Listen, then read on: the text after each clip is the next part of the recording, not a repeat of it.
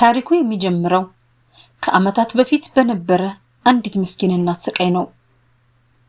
የኦሊ እናት በጠና ታማ አልጋ ላይ ብትወድቅም ባለቤቷና የኦሊ አባት ግን ኃላፊነቱን ከመወጣት ይልቅ በየመጠጥ ቤቱ መጥፋትን መረጠ።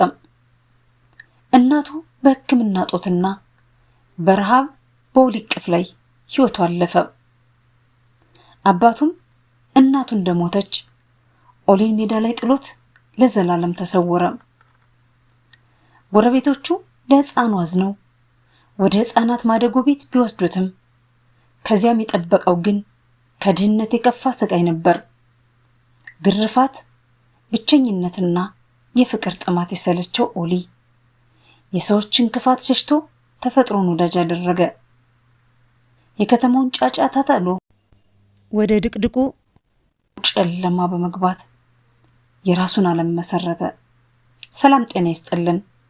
ዮርዳኖስ ዘውዱ ነኝ። ዛሬ የምናየው ታሪክ ስለ ብርና ስልጣን አይደለም። ዙሪያውን በቢሊዮኖች የሚቆጠር ሀብት ከቦት ሳለ ከአፈር በታች ሊቀበር ለነበረው ቢሊዮነርና እሱን ለማዳን ሕይወቱን ለሰጠው ትንሽ የጎዳና ተዳዳሪ ነው። የዛሬውን ቪዲዮአችን እስከ መጨረሻው ካላያችሁት የሰው ልጅ ማንነት ፈጽሞ አታውቁትም። ቻናሉን ሰብስክራይብ በማድረግ የቤተሰባችን አባል ይሁኑ። ቀጥታ ወደ ታሪኩ። ሰዓቱ ንጋት ነው። ጫካው በብርድና በቁር ተውጧል። ወፎች ገና ዝማሪያቸውን ሳይጀምሩ ከዛፎቹ መሃል አንዲት አሮጌና የተቀዳደደች ሸራ ትታያለች። ከሸራዋ ስር ኦሊ በብርድ ተሸማቆ ተኝቷል። እድሜው ለጨዋታ ቢሆንም ፊቱ ላይ የሺህ ዓመት ሐዘን ይነበባል። ብርዱ አጥንት ውስጥ ዘልቆ ይገባል። ኦሊ የተበጫጨቀችውን ብርድ ልብሱን ይበልጥ ወደ ራሱ ይጠቀልላል። ለኦሊ ጫካው መደበቂያው ብቻ አይደለም፣ ቤቱም ጭምር ነው። እናቱ ስትሞት የጀመረው መከራ አባቱ ጥሎት ሲጠፋ ይበልጥ እየጠነከረና ለራሱ ኃላፊነት እየወሰደ መጣ።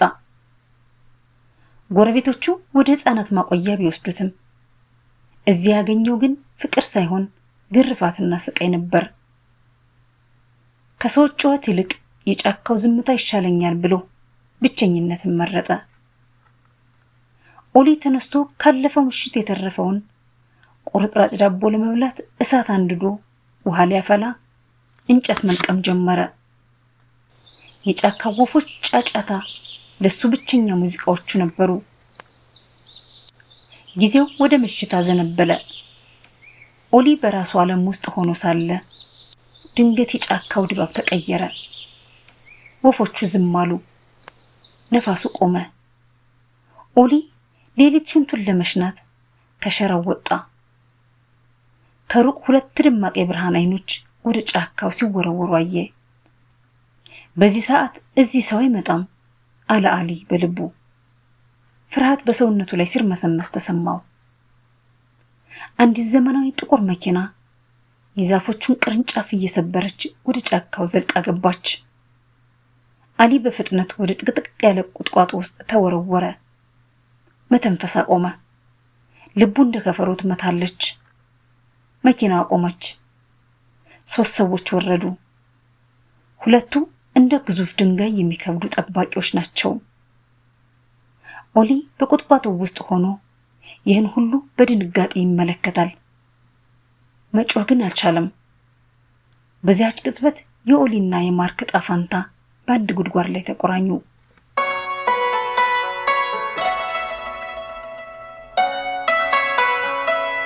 ጠባቂዎቹ ከኋላው ወንበር ላይ አንድ ሰው ጎትተው አወጡ።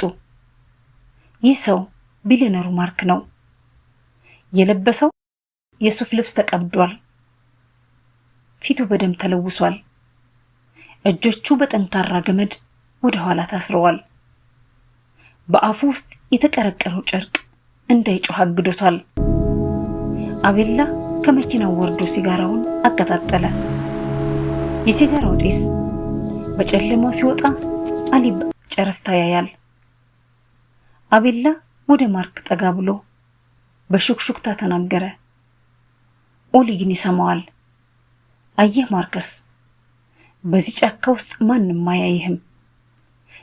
ለ15 ዓመታት አጋሬ ነህ እያልኩ ስሰቅልህ ነበር፣ ግን ውስጥ ያለው ትዕቢት እጠላው ነበር። ዛሬ ግን የዚህ መሬት ማዳበሪያ ትሆናለህ። ኦሊ ይህንን ሲሰማ ደሙ በሰውነት ውስጥ እንደ በረዶ ቀዘቀዘ። አቤላ 2 አካፋዎችን አወጣ። አካፋዎቹ መሬቱን ሲቆፍሩት ቸክ ቸክ የሚለው ድምፅ በኦሊ ጆሮ ውስጥ አስተጋባ። ኦሊ ከዚህ በፊት እንዲህ አይነት ጭካኔ አይቶ አያውቅም። ጉድጓዱ እየጠለቀ ሲሄድ አቤላ ስለ ገንዘብና ስለ ስልጣን ማውራት ጀመረ። ታውቃለህ ማርክ፣ ለባለቤትህ ነገ ጠዋት ደውለን ባለቤትሽ ከሌላ ሴት ጋር ወደ ውጭ ሀገር እንደኮበለለ መረጃ ደርሶኛል እላታለሁ። ደግሞም አሳምናታለሁ። ሁሉም ያምኑኛል፣ ምክንያቱም እኔ አንተ ታማኝ አጋር ነኝ እያለ ሲሳለቅ ማርክ ከአፉ ውስጥ ባለው ጨርቅ አማካኝነት የታፈነ የልቅሶ ድምፅ ይሰማል። ኦሊ በዚህ መሃል ትልቅ ትግል ያደርጋል። መሮጥ አለብኝ ወይስ ዝም ብዬ ልመልከት? ከወጣሁ እኮ ይጎሉኛል እያለ ሲያስብ በድንገት ማርክ ራሱን ቀና አድርጎ ወደ ኦሊ መደበቂያ ተመለከተ። ያቺ ሰከንድ ለኦሊ የሰዓታት ያህል ረዘመች። የሁለቱ አይኖች ተገናኙ። ማርከስ አይኖቹ ውስጥ ያሉ የተስፋ መቁረጥና እባክህ እርዳኝ የሚል ዝምታ ጥያቄ የኦሊን ልብ ሰነጠቀው። ጉድጓዱ አሁን ለአንድ ሰው ቁመት የሚበቃ ሆኗል። ቆፋሪው ግንባሩን በእጁ ጠረገና አለቃ በቅቶታል ሲል ጠየቀ። አቤላ ግን አይ አሁንም ጨምር፣ ትናንት ያየሁት ፊልም ላይ ሰው ተቆፍሮ ሲወጣ ይቻለው፣ ይሄኛውን ፈጽሞ እንዳይወጣ አድርገህ ቅበረው አለው። ይህ ትዕዛዝ ኦሊን ክው አደረገው። በህይወት ሊቀብሩት ነው የሚለው ሐሳብ አእምሮውን ወረረው። በዚህ ጊዜ ኦሊ የእናቱን ድምፅ በውስጡ ሰማ። እናቱ አክሊያ ሁል ጊዜ ደካማ ሲበደል ዝም ብለህ አትይ፣ እግዚአብሔር ለአንድ ምክንያት ነው በዚያ ቦታ ያስቀመጠህ ትለው ነበር። ኦሊ ዙሪያውን ተመለከተ። ከአጠገቡ አንድ ትልቅና ክብ ድንጋይ አየ። ድንጋዩን በሁለት እጆቹ ያዘው። እጆቹ ይንቀጠቀጣሉ። ላቡ ከግንባሩ ላይ ይፈሳል። አቤላና ቆፋሪዎቹ ማርክን ወደ ጉድጓዱ ዳር ወሰዱት። ማርክ በጉልበቱ ተንበርክኮ ወደ ሰማይ በአንቃዶ ይመለከታል። አቤላ ማርክን ወደ ጉድጓዱ በእርግጫ ገፋው። ቻው አጋሬ አለና መሬት ላይ ያለውን አፈር በአካፋ መጫን ጀመረ። የመጀመሪያው አፈር በማርክ ፊት ላይ ሲያርፍ ኦሊ መታገስ አልቻለም። ያለውን ኃይል ሁሉ አሰባስቦ ድንጋዩን ወደ ላይ አንስቶ ከቁጥቋጦ ውስጥ በድንገት ወጣ። አቤላ ሙሉ በሙሉ ጀርባውን ሰጥቶ ስለነበር ኦሊ በሙሉ ኃይሉ ድንጋዩን ወደ ጭንቅላቱ ወረወረው። ጓ የሚል ድምፅ ተሰማ። አቤላ ተንገዳግዶ ወደቀ። ቆፋሪዎቹ በድንጋጤ ቆሙ። ምንድነው? ከየት መጣህ? እያሉ ሲያዩት ኦሊ ወደ ጉድጓዱ ዘሎ ገባ።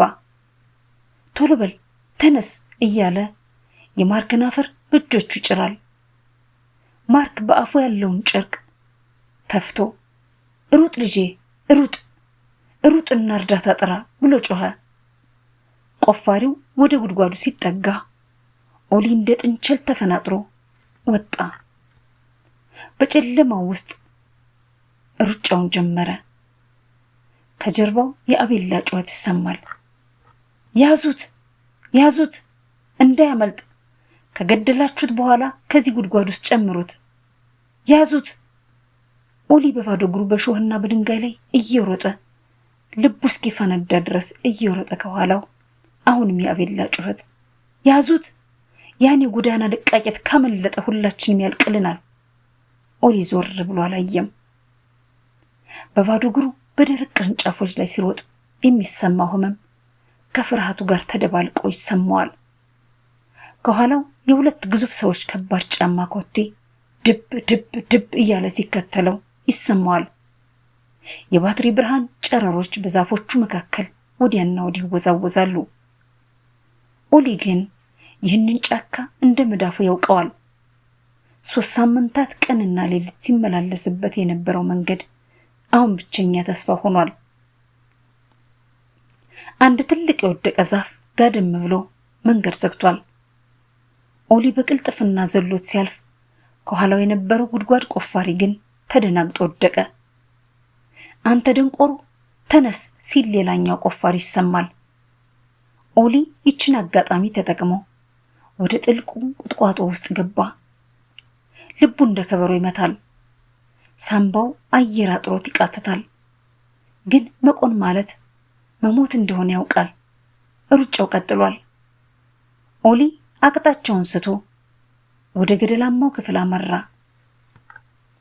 ከኋላው ያሉት ሰዎች ድምፅ እየራቀ ቢሄድም አሁንም የባትሪ ብርሃኑ ዛፎቹን ሲያቋርጥ ይታያል።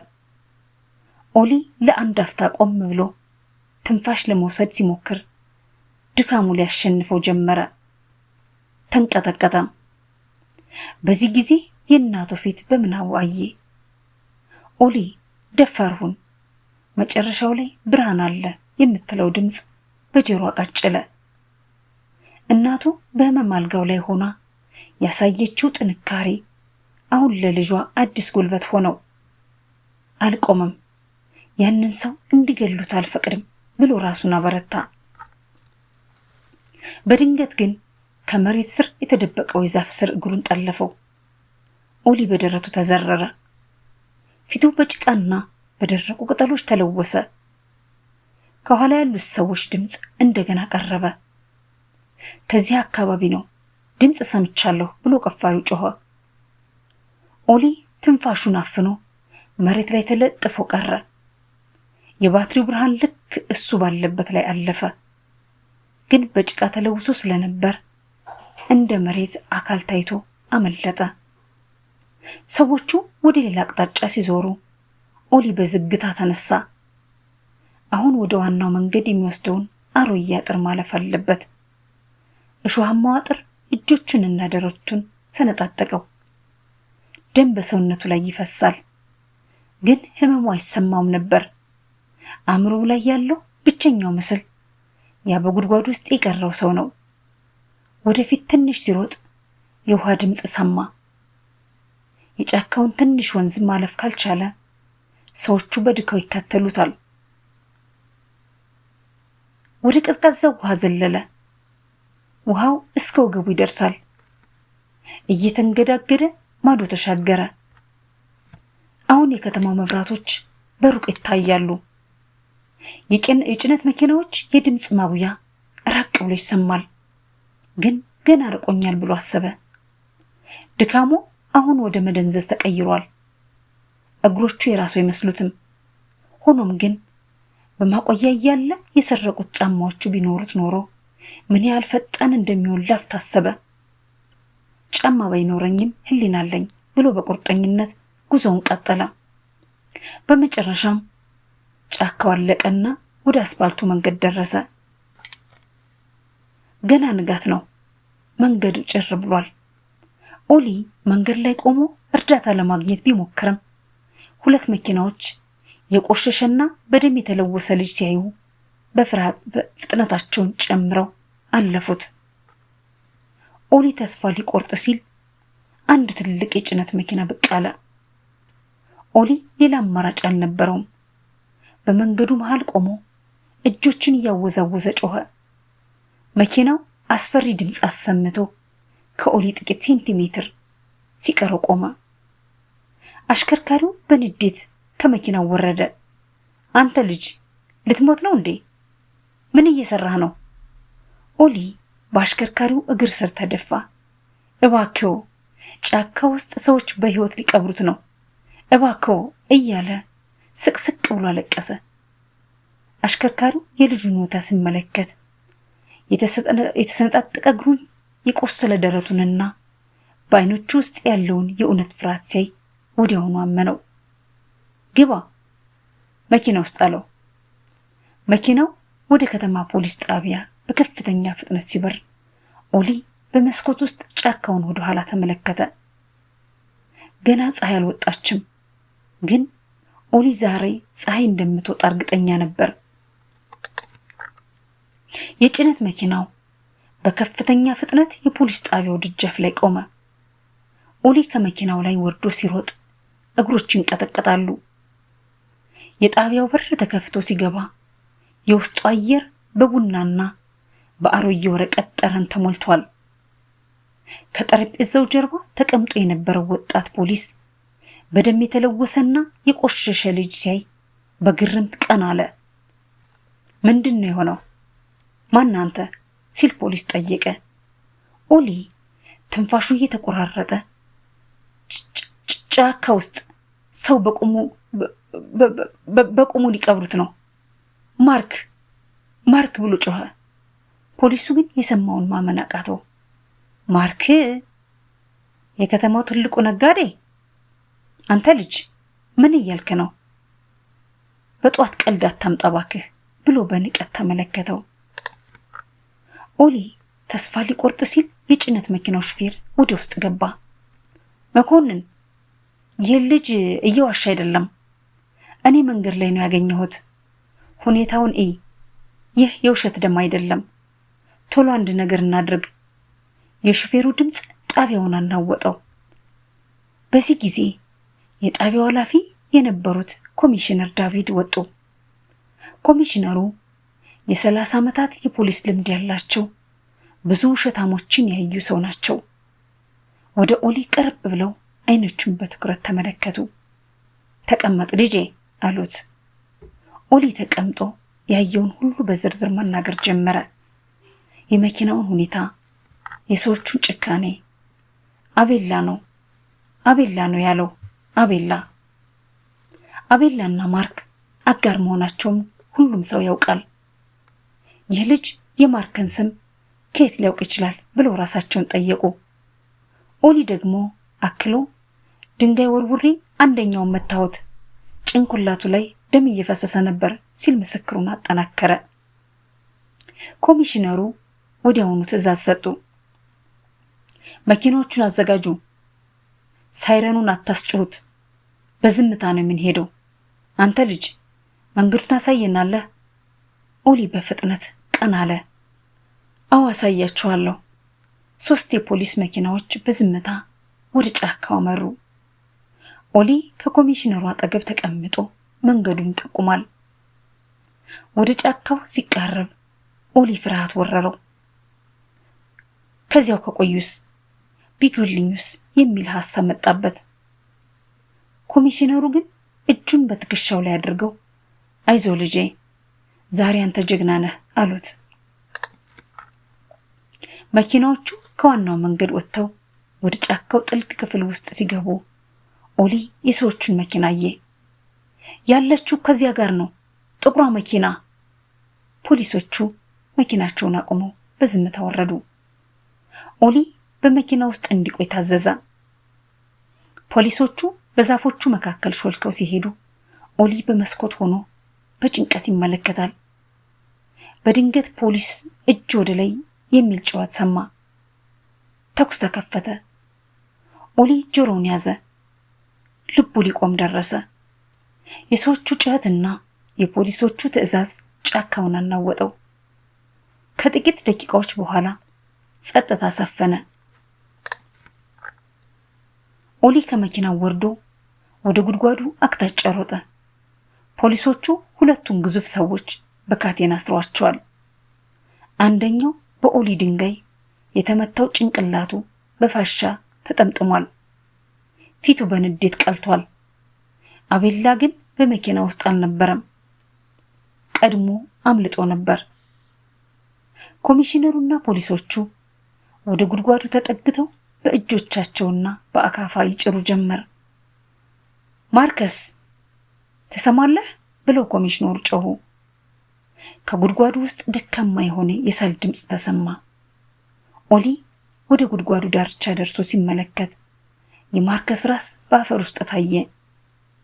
ፖሊሶቹ በከፍተኛ ፍጥነት አወጡት። ማርከስ ሙሉ በሙሉ በአፈር ተሸፍኖ ነበር። መተንፈስ አቅቶት ይታገላል። አምቡላንስ መጥቶ በቃሬዛ ሲወስዱት ማርከስ ለጥቂት ሰከንዶች አይኑን ገለጥ አደረገ። ኦሊን አየው። በደካማ እጁ የኦሊን እጅ ያዘ። አመሰግንሃለሁ ልጄ ብሎ በሽክሽክታ ተናገረ። አምቡላንሱ ሲሄድ ኦሊ በዛፎቹ ስር ብቻውን ቆመ። የጧቷ ፀሐይ አሁን ሙሉ በሙሉ ወጥታለች። ኦሊ ለመጀመሪያ ጊዜ ትልቅ ትንፋሽ ወሰደ። ዛሬ አንድን ሰው ብቻ ሳይሆን የራሱንም ነፍስ ያዳነ መሰለው። የፖሊስ መኪናው የማርከስ ግዙፍ ግቢ ውስጥ ሲገባ ኦሊ በድንጋጤ አፉን ከፈተ።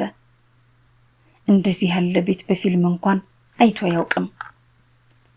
ረዣዥም የዘንባባ ዛፎች፣ የሚያብረቀርቁ ምንጮች፣ በነጭ በእብነበረድ የተሰሩ ግንቦች አለ አሊ። አሊ ግን ራሱን ዝቅ አድርጎ ተመለከተ። የተቀደደ ሸሚዙ፣ በጭቃና በደም የተለወሱ እግሮቹ ከዚህ ግርማ ሞገስ ካለው ግቢ ጋር በፍጹም አይመጣጠኑም። ኮሚሽነሩ መኪናውን አቁመው እንደዚህ አሉት፣ አይዞህ ልጄ፣ ዛሬ አንተ የዚህ ቤት ትልቁ እንግዳ ነህ። የመኖሪያ ቤቱ ትልቁ በር ተከፍቶ የማርከስ ሚስት እየሮጡ ወጡ። ፊታቸው በእንባ ታጥቧል። ባለቤታቸው በህይወት መትረፉን በስልክ ተነግሯቸዋል። ባለቤታቸው መጀመሪያ ኦሊን ሲያዩት ደነገጡ። የቆሸሸና የደከመ ልጅ ነበር። ኮሚሽነሩ ግን ይህ ነው ባለቤትሽን ያዳነው ጀግና ሲል ባለቤቱ ያለምንም ማመንታት ኦሊን አቀፉት። ኦሊ የሴትዮዋን ውድ ሽቶ ጠረንና የሐር ልብሳቸውን ልስላሴ ሲመለከት የሞተች እናቱ ታወሰችው። ለጥቂት ሰከንዶች የፍቅር ሙቀት ተሰማው። ኦሊ ወደ ቤቱ ውስጥ ገባ።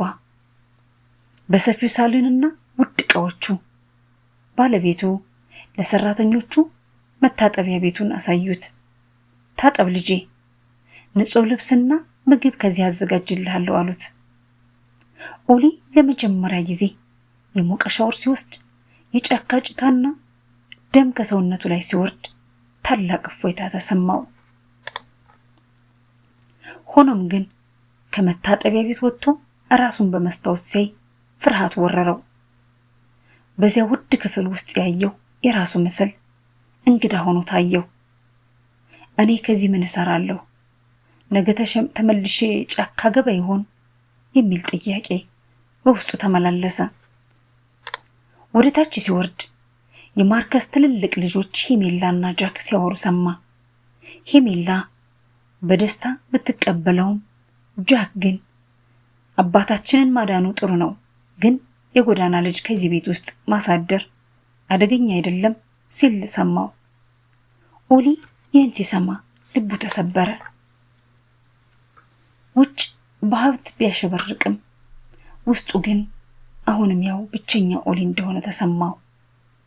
በዚህ መሃል ኮሚሽነሩ ከማርከስ ባለቤት ጋር ሳሎን ውስጥ በዝቅተኛ ድምፅ ይወያያሉ። አቤላ አሁንም አልተያዘም። አቤላ አደገኛ ሰው ነው አሉ። ባለቤትውን ለመግደል የሞከረ ሰው ነው። ምስክሩን ኦሊን ዝም ብሎ አይተውም። ስለዚህ ልጁ ከዚህ መቆየቱ ለደህንነቱ የተሻለ ነው። የማርከስ ባለቤት በጭንቀት ራሳቸውን ነቀነቁ። እርግጥ ነው ከዚህ ይቆያል፣ እሱ አሁን የቤተሰባችን አባል ነው አሉ። ኦሊ በደረጃው ላይ ተቀምጦ ይህንን ንግግር ይሰማል። አቤላ ገና እንዳልተያዘ ሲሰማ በሰውነቱ ላይ ቅዝቃዜ ተሰማው። ጫካ ውስጥ የነበረው ያጨካኝ ፊትና ቀዝቃዛ ሳቁ በአእምሮ መጣ። ኦሊ ወደ ክፍሉ ተመልሶ በመስኮት ወደ ውጭ ተመለከተ። የግቢው ጥበቃዎች በየቦታው ቆመዋል። ቤቱ ውስጥ መሆኑ ደህንነት ቢሰማውም አቤላ ግን እንደ ጥላ በዙሪያ ያለ መሰለው። የሀብት ማማው አሁን ወደ ምሽግነት የተቀየረ መሰለው። ምሽት ላይ ኦሊ ከቤተሰቦቹ ጋር እራት ቀረበለት። በህይወቱ አይቶት የማያውቀው ጣፋጭ ምግብ። ሁሉም ኦሊን በጥያቄ አፋጠጡት። ስለ እናቱ፣ ስለ አባቱና ስለ ጫካው ህይወቱ በዝርዝር ተረከላቸው። የማርከስ ባለቤትና ሄሜላ በሐዘንና በአድናቆት ሲመለከቱት፣ ጃክ ደግሞ ቀስ በቀስ ንቀቱን ትቶ በትኩረት ማዳመጥ ጀመረ። እራቱን እንደተጠናቀቀ የማርከስ ሚስት ኦሊን ወደ ክፍል ወሰዱት። ኦሊ አሉት፣ ባለቤቴ ማርከስ ከሆስፒታል ሲወጣ በአካል ያመሰግንሃል። እስከዚያው ግን ይህ ቤት ያንተ ቤት ነው። ማንም እንዲነካ አንፈቅድም። ኦሊ ለመጀመሪያ ጊዜ ለስላሳ ፍራሽ ላይ ጋደም አለ። መብራት ሲጠፋ ግን ሰላም ሊያገኝ አልቻለም። በሩቁ የፖሊስ መኪና ሳይረን ይሰማል። ኦሊ አይኑን ጨፍኖ ጸለየ። እናቴ ሆይ አሁን ቤተሰብ አገኘው ይሆን ብሎ በለሆሳስ ጠየቀ። ኦሊ ወደ ማርከስ ቤት ከገባ 1 ሳምንት አለፈው። ቁስኖቹ እየዳኑለት ነው። የቤት ውስጥ መምህራን ሊረዱት ጀምረዋል። አንድ ቀን ከሰዓት በኋላ ኦሊና የማርከስ ባለቤት ሳሎን ውስጥ ተቀምጠው ሳለ በዜና ማሰራጫዎች ላይ አንድ ሰበር ዜና ወጣ። ተስፋ የቆረጠው አባት ልጁን ፍለጋ ላይ ነው የሚል ርዕስ በስክሪን ላይ ተጻፈ። ኦሊ ቀና ብሎ ሲመለከት ዓለም ይዞረችበት መሰለው። ስክሪኑ ላይ የሚታየው አባቱ ጆርጅ ነበር። ጆርጅ ፊቱ ተጎሳቅሎ ጸጉሩ ተዝረክርኮና አይኖቹ በእንባ ቀልተው ይታያሉ። ልጄን መልሱልኝ እያለ ጆርጅ በጋዜጠኞቹ ፊት ስቅስቅ ብሎ ያለቅሳል። እኔ ድሃ ስለሆንኩ ነው ሀብታሞች ልጄን ነጠቁኝ። ባለቤቴ ስትሞት በሐዘን ተሰብሬ ነበር። ኦሊ ደግሞ የኔ ብቸኛ ተስፋዬ ነው። ማርከስ ልጄን ገዝቶ ሊነጥቀኝ ይፈልጋል እያለ ሲዋሽ ኦሊ በድንጋጤ ደረቀ። የማርከስ ሚስት የኦሊን እጆች አጥብቀው ያዙት። የልጁ እጆች እንደ በረዶ ቀዝቅዘው ነበር። ከዜናው በኋላ ኦሊን ወደ ክፍሉ ሮጦ ገባ። ትዝታዎቹ እንደ ማዕበል መጡበት። ጆርጅ እናቱን ሲሰድብ፣ የታመመችውን እናቱን ጥሎ ለቀናት ሲጠፋና መጨረሻ ላይ ኦሊን ብቻውን ጥሎት የጠፋበት ያ የጨለማ ቀን። የማርከስ ሚስት ወደ ክፍሉ ገብተው ኦሊን አጽናኑት። ኦሊ እውነቱን ንገረን፣ አባትህ እንደተናገሩ ይወድ ነበር ብለው ጠየቁት። ኦሊ በእንባ ታንቆ አይ አለ። እሱ የሚወደው ራሱንና መጠጥ ብቻ ነው። እኔን ጥሎኝ ሲጠፋ አንድም ቀን ፈልጎኝ አያውቅም።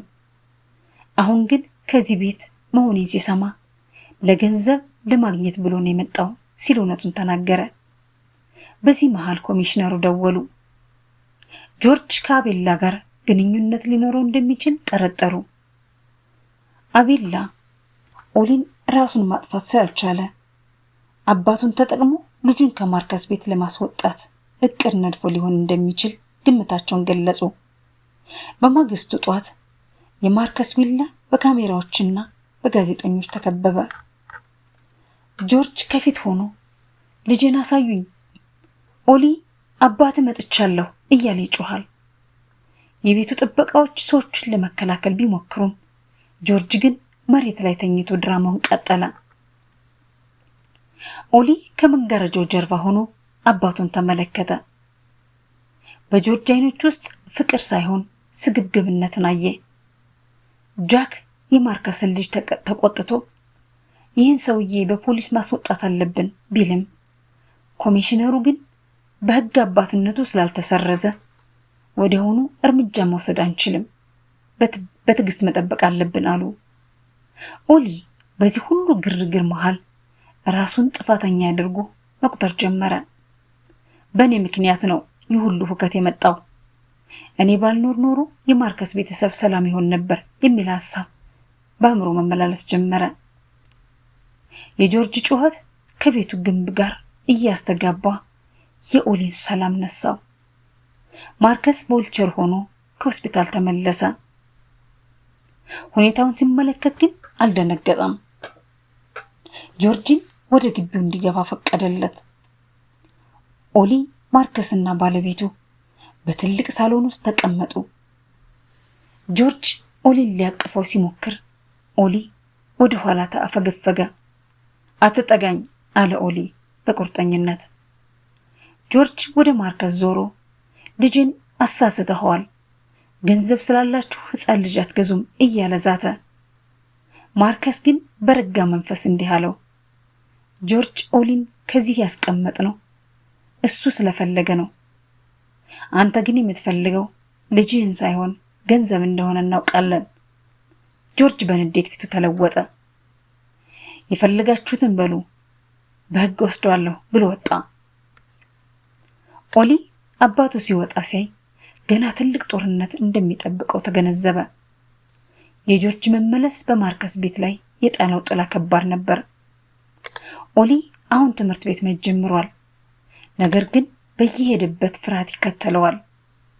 አንድ ቀን ጧት ኦሊ ወደ ትምህርት ቤት ሲሄድ በትምህርት ቤቱ አጥር ላይ አንድ ትልቅ ባነር ተሰቅሎ አየ። ሀብታሞች የድሃ ልጅ ሰረቁ የሚል ጽሑፍ ነበር። ጆርጅ ጋዜጠኞቹን ሰብስቦ በትምህርት ቤቱ በር ላይ ቆሟል።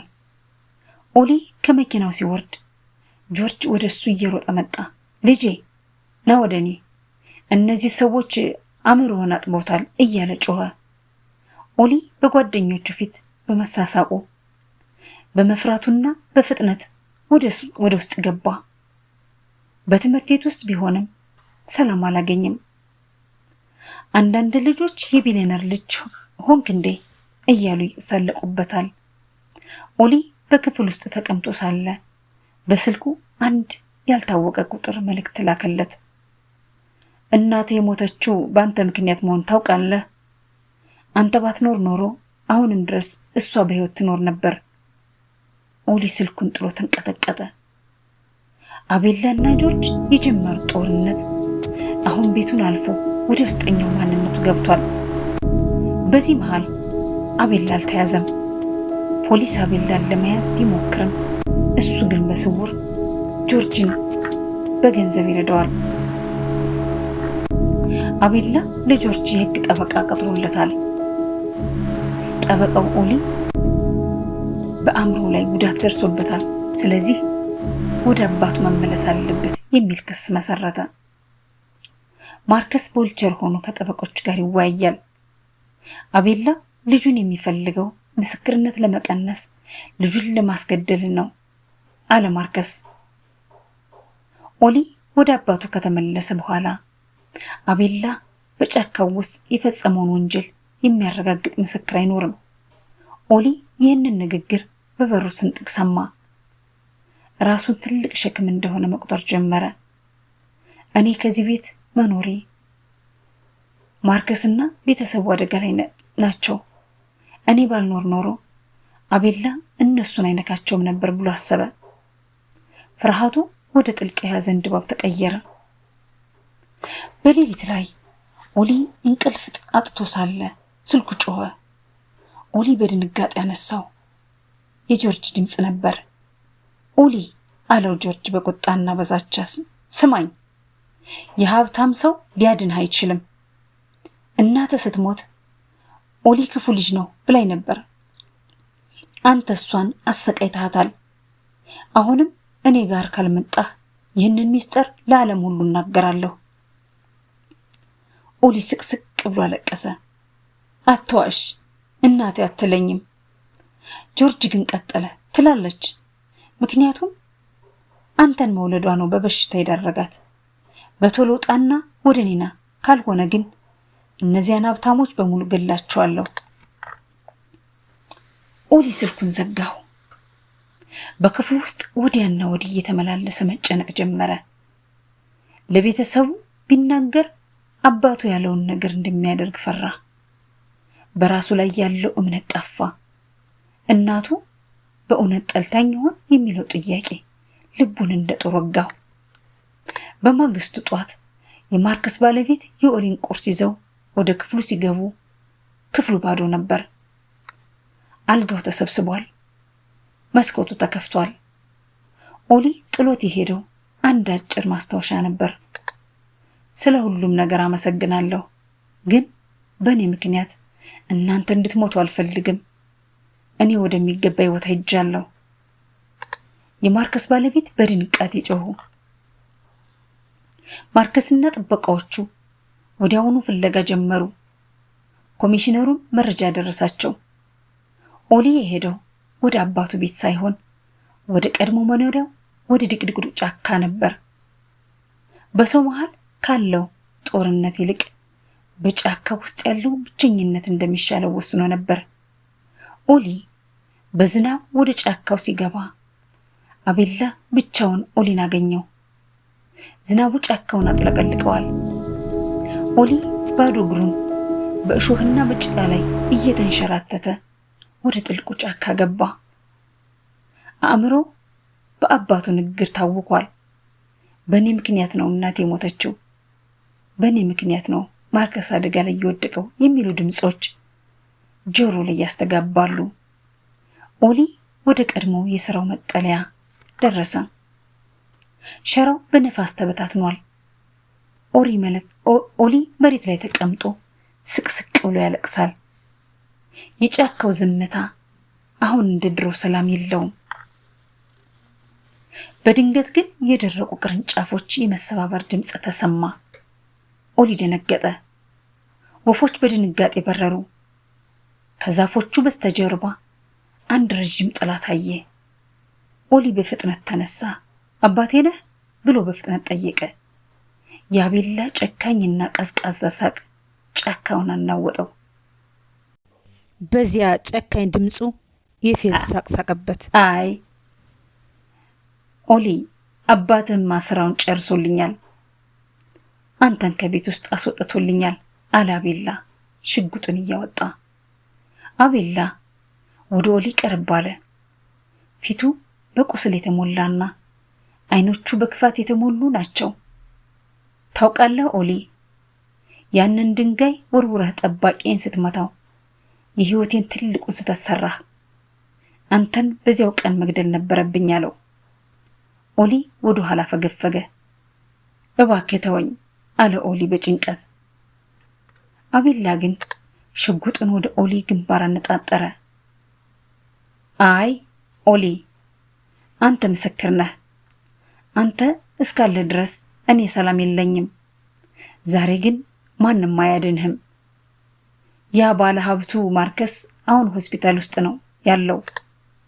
አንተ ደግሞ ከዚህ ትሞታለህ አለው። ኦሊ በዚህ ጊዜ ፍርሃቱን ወደ ድፍረት ለወጠው። ማርከስ ሆስፒታል ውስጥ አይደለም፣ እሱ ከኔ ጋር ነው ያለው ብሎ ዋሸ። አቤላ ለአንድ አፍታ ተጠራጠረ። ኦሊ ይችን አጋጣሚ ተጠቅሞ አንድ ትልቅ አፈር ለቀመና በአቤላ ፊት ላይ በተነው። አቤላ አይኑን ሲያሽ ኦሊ እንደገና ወደ ጫካው ጥልቅ ክፍል ሮጠ። በዚህ መሃል ማርከስ በዊልቸር ውስጥ ሆኖ መቆየት አልቻለም። ፖሊሶቹንና ጥበቃዎቹን ይዞ ወደ ጫካው ደረሰ። ልጄ ከዚህ ነው ያለው አውቀዋለሁ እያለ ይጮሃል። ኮሚሽነሩ ፖሊሶቹን በቡድን ከፋፍለው ፍለጋውን ቀጠሉ። አቤላ ኦሊን እያሳደደው ነው።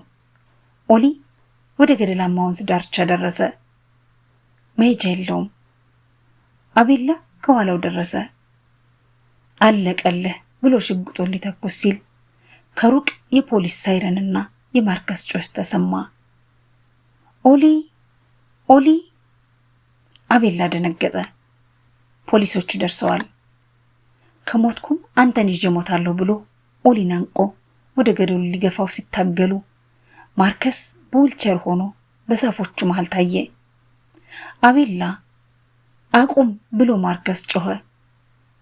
አቤላ ወደ ማርከስ ዞሮ ተኮሰ። ጥይቱ የማርከስን ትከሻ መታው። ኦሊ አባባ ብሎ ጮኸ። ኦሊ ለመጀመሪያ ጊዜ ማርከስን አባባ ብሎ ጠራው። ጥይቱ ሲታኮስ ፖሊሶቹ ቦታውን ከበቡት። እጅን ስጥ አቤላ ብሎ ኮሚሽነሩ ትእዛዝ ሰጠ። አቤላ ኦሊን እንደጋሻ ይዞ ወደ ኋላ ፈገፈገ።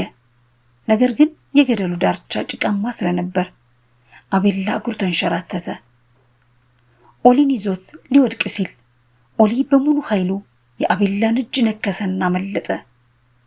አቤላ ብቻውን ወደ ገደሉ ወደቀ። በድንጋይ ላይ የተጋጨ ወንዝ ውስጥ ሰጠመ። ፖሊሶቹ በፍጥነት ኦሊን አነሱት። ኦሊ ወደ ቆሰለው ማርከስ ሮጠ። ይቅርታ አድርግልኝ አባባ፣ በእኔ ምክንያት ነው የቆሰልከው እያለ ስቅስቅ ብሎ አለቀሰ። ማርከስ በደካማ እጁ የኦሊን ፊት እየዳበሰ አይ ልጄ፣ አንተ ባትኖር ኖሮ እኔ ከዚህ በፊት ሞቼ ነበር። አንተ ልጄ ነህ፣ የትም አትሄድም አለው። በዝናቡ መሃል በጫካ ውስጥ ኦሊ ለመጀመሪያ ጊዜ ደህንነት ተሰማው። አባቱ ጆርጅ የነገረው ውሸት ሁሉ በማርከስ ፍቅር ተሸነፈ። ኦሊ ከማርከስ ጋር በአምቡላንስ እጅ ለእጅ ተያይዘው ወደ ሆስፒታል ሄዱ። ከጫካው አስፈሪ ትዕይንት 1 ወር አለፈ። ማርከስ የትከሻው ቁስል ድኗል። ኦሊ በማርከስ ቤት ውስጥ በሰላም መኖር ጀምሯል። ዛሬ ትልቅ ቀን ነው፣ የጆርጅ የፍርድ ቤት ቀጠሮ። ጆርጅ ልጄ በግድ ተወስዶብኛል የሚል ክስ የመጨረሻ ቀጠሮ። ፍርድ ቤቱ በሰዎች ተሞልቶ ጋዜጠኞች ካሜራቸውን ደቅነዋል። ጆርጅ ከጠበቃው ጋር ሆኖ በድል አድራጊነት ስሜት ፈገግ ይላል። ኦሊ ሲገባ ጆርጅ በድራማ በታጀበ ጩኸት አሰማ። ልጄ ና ወደ እኔ፣ አባት እዚህ ነኝ ኦሊ አለ። ኦሊ ግን ወደ ኋላ አላየም። በማርከስና ባለቤቱ መካከል ተቀምጦ ዳኛውን ይጠባበቃል። ዳኛው ወንበራቸው ላይ ተቀመጡ። ችሎቱ ተጀምሯል የሚለው የመዶሻ ድምፅ አዳራሹን ጸጥ አድርጎታል። የጆርጅ ጠበቃ ቆመ። ክቡር ፍርድ ቤት፣ ደንበኛ የጆርጅ ድሃ ቢሆንም ልጁን ኦሊን ይወዳል። ሚስቱ ስትሞት በሐዘን ተሰብሮ ለጥቂት ቀናት በጠፋበት ወቅት ይህ ቢሊየነር ልጁን ሰርቆ ወሰደበት። ኦሊ አሁን የታገተ ሕፃን ነው እያለ ረዥም ንግግር አደረገ። ጆርጅ ወደ ምስክርነት ወንበር ወጣ። ኦሊ የኔ ህይወት ነው አለ በውሸት እንባ። እናቱ ከመሞቷ በፊት ልጃችን ጠብቅ ብላኝ ነበር። እኔ ግን ስራ ፍለጋ ለጥቂት ጊዜያት ስወጣ እነዚህ ሰዎች አታለው ወሰዱት። ልጄን መልሱልኝ እያለ ሲጮህ በአዳራሹ የነበሩ አንዳንድ ሰዎች በሐዘን ተመለከቱት። የኦሊ ልብ በንዴት ይመታል። አባቱ እንዴት ሊዋሽ እንደቻለ ማመን አቃተው። በዚህ መሃል የማርከስ ጠበቃ ቆመ። ክቡር ፍርድ ቤት፣ ጆርጅ ስለ ፍቅር እያወራ ነው፣ እውነታ ጉሌላ ነው። ጆርጅ ኦሊን የሚፈልገው አቤላ ለከፈለው ገንዘብ ምስክርነቱን ለማስቀየር ነው። ነገር ግን ከዚህ በላይ ጠንካራ ማስረጃ አለን አለ። ኮሚሽነሩ አንድ ያረጀ ሳጥን ይዞ ወደፊት ቀረበ። ይህ ሳጥን የኦሊ እናት ከመሞቷ በፊት ለልጇ የጻፈችው ደብዳቤ ያለበት ነው። ጆርጅ ደብዳቤውን ሲያይ ፊቱ ተለወጠ፣ ደነገጠ። ኮሚሽነሩ ደብዳቤውን ከድሮ ከኦሊ ቤት እንዳገኙት ገለጹ። ዳኛው ደብዳቤው እንዲነበብ ትዕዛዝ ሰጡ። የታመምኩትን መድኃኒት እየሸጠ ይጠጣል። እኔ የምሞተው በካንሰር ብቻ ሳይሆን በሱ ጭካኔም ጭምር ነው። ኦሊ ሆይ አባትህ ጥሎ ቢጠፋ እንዳታዝን። እሱ ላንተ አይገባህም። አንድ ቀን እውነተኛ ቤተሰብ እንደምታገኝ አምናለሁ። አንተ ለኔ ምርጡ ልጅ ነህ። የኔ መሞት በአንተ ምክንያት አይደለም። በኩራት ኑር። ደብዳቤው ሲያልቅ አዳራሹ በልቅሶ ተሞላ። ጆርጅ ራሱን አቀርቅሮ ተቀመጠ። ውሸቱ በሟች ሚስቱ ቃል ተጋለጠ። ዳኛው መዶሻቸውን መቱ።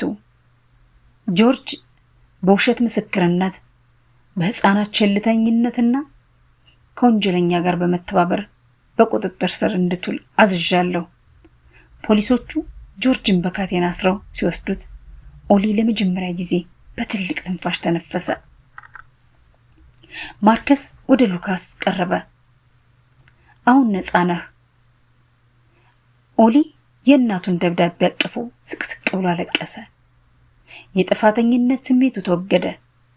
እናቱን እንደምትወደው አወቀ። ከፍርድ ቤት ውሳኔ በኋላ ኦሊ ለመጀመሪያ ጊዜ ወደ ትምህርት ቤት ተመለሰ።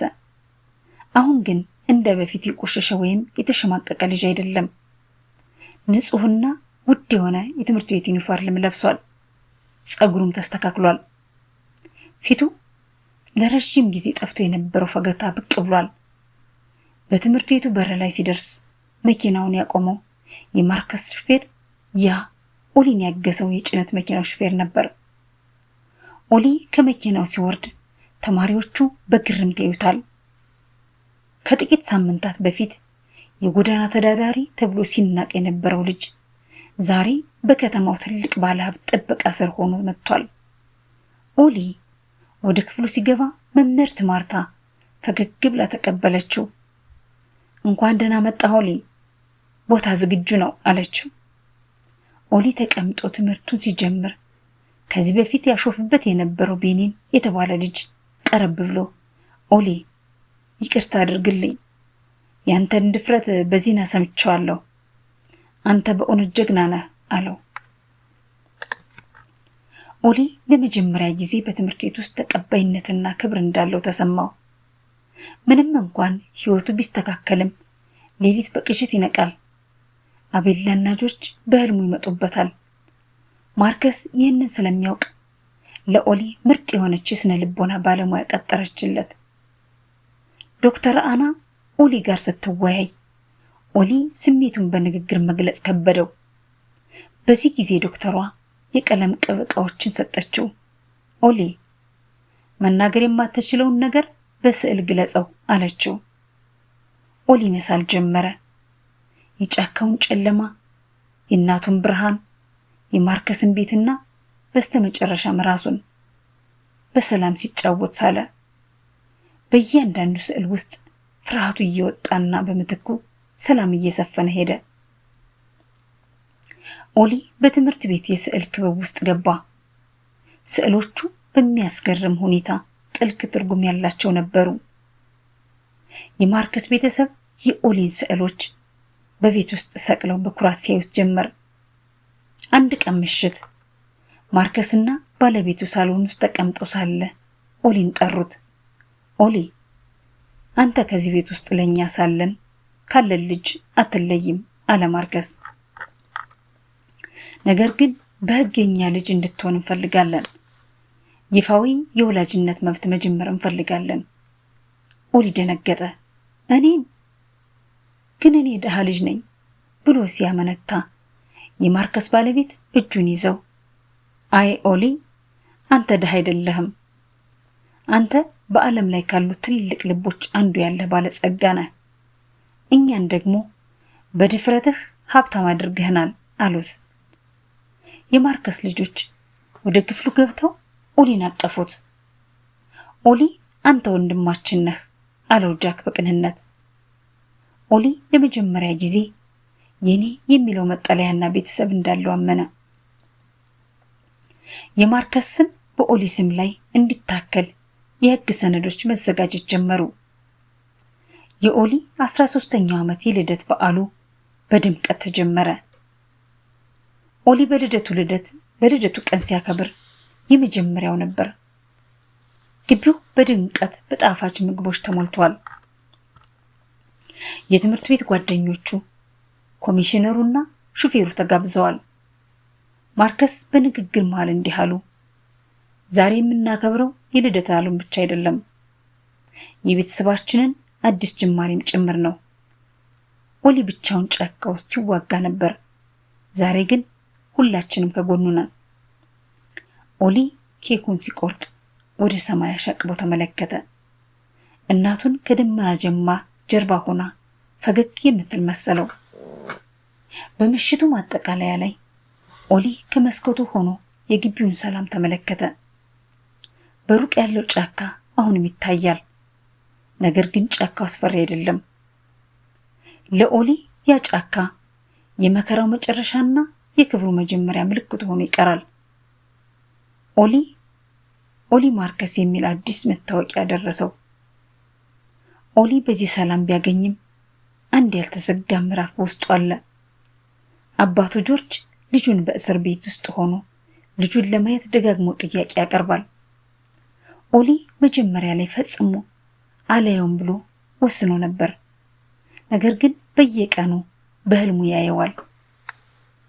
የማርከስ ሚስት የኦሊን ጭንቀት ተረድተው ወደ ክፍል ገቡ። ኦሊ አባትህን ማየት ካልፈለክ ማንም አያስገድድህም አሉት። ኦሊ ግን ቆም ብሎ አሰበና አይ እማዬ መሄድ አለብኝ፣ ብቻውን ጥየው ከዚያው መመለስ እፈልጋለሁ። እሱን ሳልለየው እውነተኛ ነፃነት አላገኝም አለ። ማርከስ የኦሊን ብስለት አይቶ ተደነቀ። ኮሚሽነሩ ወደ ከፍተኛ ጥበቃ ወደሚደረግበት እስር ቤት ኦሊን እንዲወስዱት ተደረገ። መኪናው ወደ እስር ቤቱ ግቢ ሲገባ ድባቡ ይለወጣል። ግራጫማ ግንቦች፣ የሽቦ አጥሮች፣ የጠባቂዎች ጥብቅ ቁጥጥር። ኦሊ በእስር ቤቱ ሲራመድ የብረት በሮች ተንሸራተው ሲዘጉ በልብ ውስጥ ፍርሃት ተሰማው። ወደ መመልከቻው ክፍል ሲገባ በብርጭቆ የተከፈሉ ጠረጴዛና ስልኮች አሉ። ጆርጅ በፖሊሶች ታጅቦ መጣ። አሁን የድሮ ጉልበተኛ አይደለም። ከስቶ ፊቱ ጠቁሮና አይኖቹ ተሰብረው ይታያሉ። ጆርጅ ኦሊን ሲያይ ላፍታ ደነገጠ። ኦሊ ስልኩን አንስቶ ማዶ ያለውን አባቱን በትኩረት ተመለከተ። ጆርጅ ስልኩን ይዞ ማልቀስ ጀመረ። ኦሊ ልጄ ይቅርታ አድርግልኝ፣ በአቤላ ገንዘብ ታውሬ ነበር። እናት ብትኖር ኖሮ ትገለኝ ነበር አለ በደካማ ድምፅ። ኦሊ ግን አልተቆጣም። በረጋ መንፈስ እንዲህ አለው፣ ጆርጅ ከዚህ የመጣሁት ላለቅስ ወይም ልሰድብህ አይደለም። እውነቱን ልነግርህ ነው የመጣሁት። እናትህ በአንተ ምክንያት ነው የሞተችው ያልከውን ውሸት አሁን አላምነውም አለ አሊ። እሷ የሞተችው ለአንተ ባላት ፍቅር ሳይሆን አንተ በፈጠርክባት ስቃይ ነው። ግን ታውቃለህ፣ እኔ አሁን አዲስ አባትና እናት አሉኝ። እነሱ ፍቅር ምን እንደሆነ አስተማሩኝ። ያንተ ጥላቻ ሊያጠፋኝ አልቻለም። ጆርጅ አንገቱን ደፋ። አሁን ላንተ ያለኝ ብቸኛው ነገር ይቅርታ ነው። ይቅር ብዬሃለሁ፣ ምክንያቱም ካንተ የተሻለ ሰው መሆን ስለምፈልግ ነው። ጆርጅ ቀና ብሎ ኦሊን ተመለከተ። በልጁ አይኖች ውስጥ የነበረው ፍርሃት ጠፍቶ ጥንካሬን አየ። አመሰግናለሁ ልጄ አለ ጆርጅ በሽኩሽኩታ። ኦሊ ስልኩን አስቀመጠ። ወደ ኋላ ሳይመለስ ከእስር ቤት ክፍል ወጣ። ከእስር ቤቱ ግቢ ሲወጣ ማርከስ በመኪና ውስጥ ሆኖ እየጠበቀው ነበር። ኦሊ መኪናው ውስጥ ገብቶ ማርከስን አቀፈው። ጨረስክ ልጄ አለው ማርከስ። አዎ አባባ፣ አሁን ሙሉ በሙሉ ነፃ ነኝ አለ ኦሊ።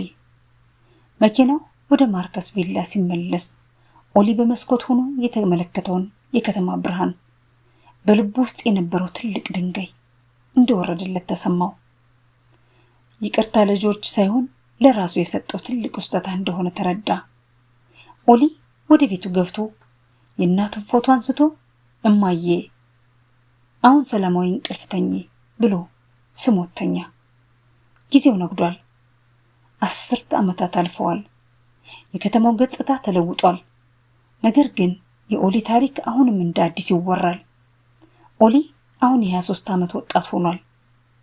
በዩኒቨርሲቲ የሕግ ትምህርቱን አጠናቆ የተመረቀበት ዕለት ነው። በምረቃው ስነ ስርዓት ላይ ኦሊ በትልቁ መድረክ ላይ ቆሞ ንግግር ያደርጋል።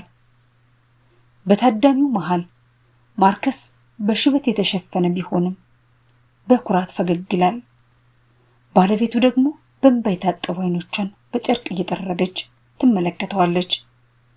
ዛሬ ከዚህ የቆምኩት በራሴ ጥንካሬ ብቻ አይደለም አለ ኦሊን።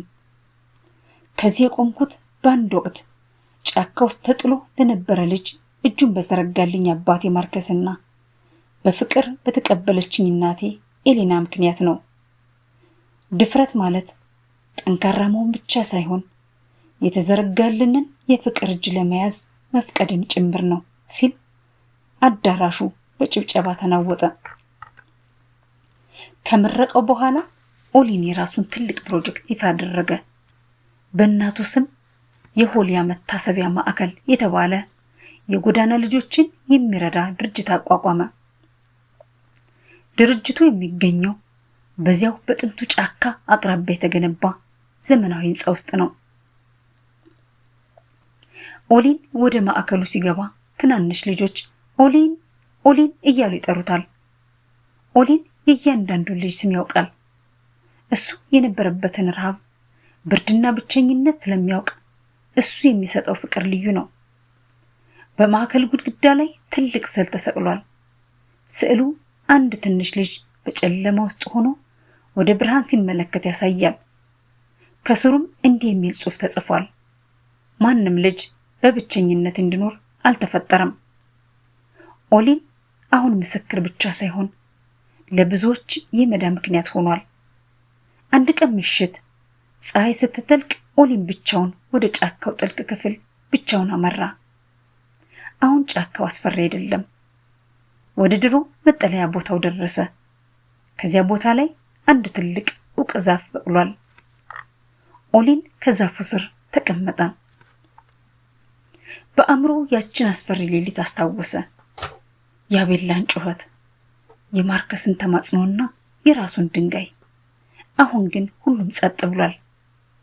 ኦሊን የእናቱን ደብዳቤ ከኪሱ አውጥቶ በድጋሚ ያነበበው። ልጄ ቤትህን ታገኛለህ የሚለውን ቃል ሲያነብ ፈገግ አለ። እማዬ ቤት አግኝቻለሁ አለ በለሆሳስ።